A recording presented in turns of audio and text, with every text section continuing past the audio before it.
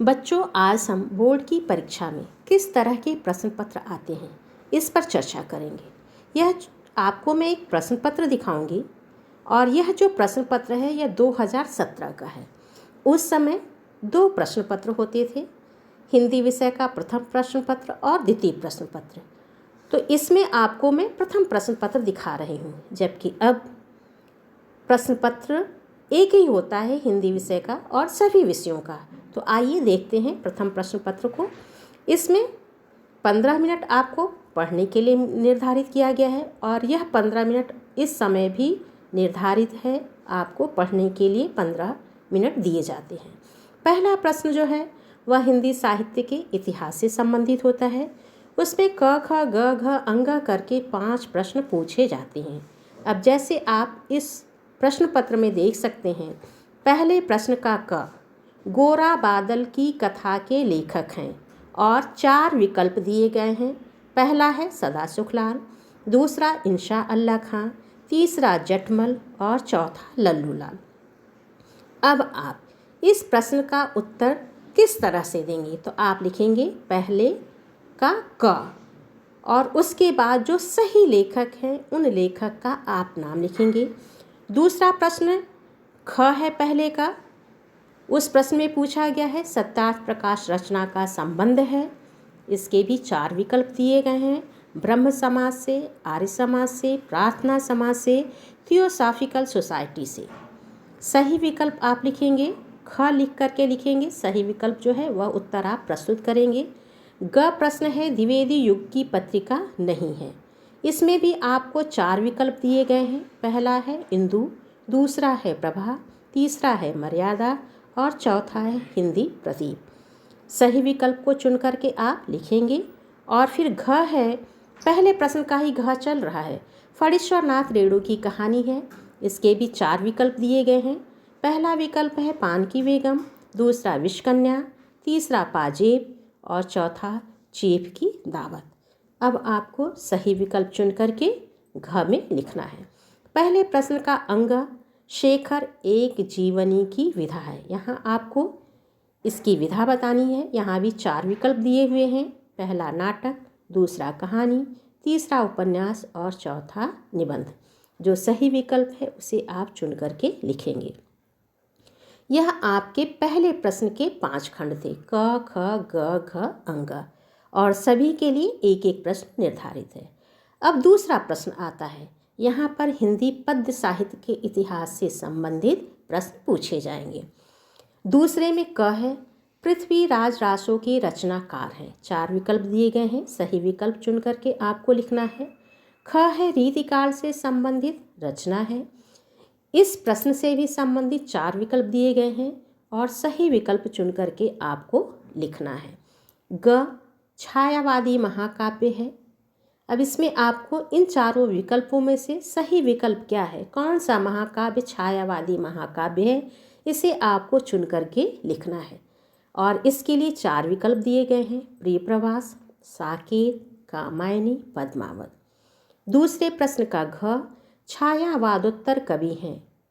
4 विकल्प हैं, भारतेंदु हरिश्चंद्र, मैथिली शरण गुप्त, रत्नाकर, अज्ञेय। अब इनमें से सही विकल्प आप चुन करके लिखेंगे। दूसरे प्रश्न का जो 5वां खंड है वह है महादेवी की रचना है। इसके भी 4 विकल्प दिए गए हैं, गुंजन, निर्जा, गीतिका, झरना। इसमें से सही विकल्प को चुन करके आपको लिखना है। इस तरह से 2 प्रश्न हिंदी गद्य और पद्य साहित्य के इतिहास पर आधारित होंगे।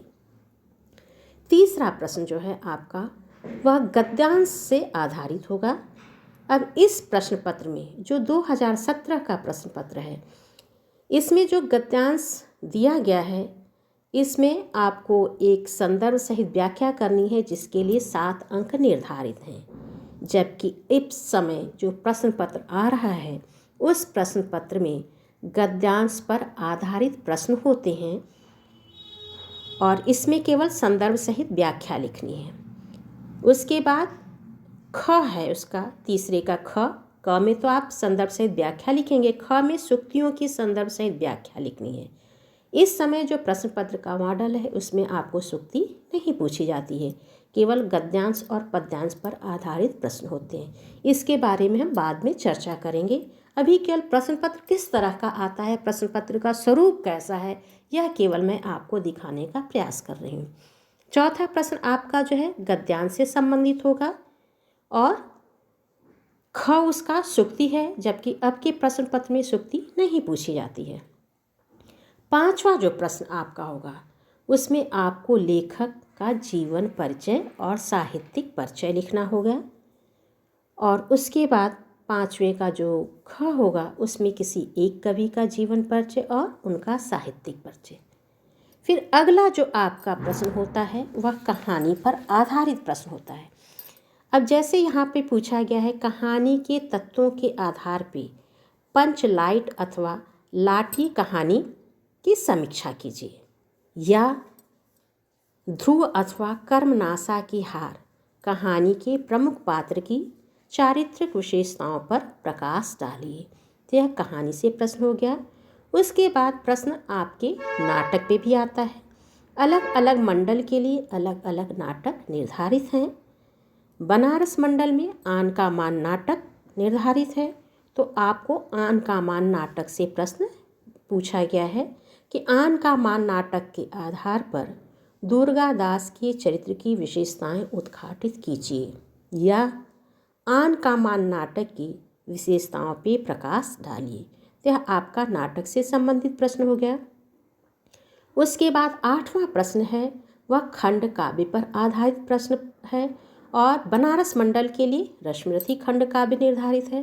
तो रश्मिरथी खंड काव्य से 2 प्रश्न पूछे गए हैं, जिनमें से आपको एक का उत्तर देना है। पहला प्रश्न क्या है, रश्मिरथी खंड काव्य के आधार पर कर्ण के चरित्र की विशेषताएं बताइए, या रश्मिरथी खंड काव्य की प्रमुख घटनाओं पर प्रकाश डालिए। तो यह आपका खंड काव्य से संबंधित प्रश्न हो गया। इस तरह से यह आपका पूर्ण प्रश्न पत्र है, जिसमें 2 प्रश्न पत्र होते थे, प्रथम और द्वितीय। तो यह मैंने आपको एक उदाहरण दिखाया कि किस तरह के प्रश्न पत्र आते हैं।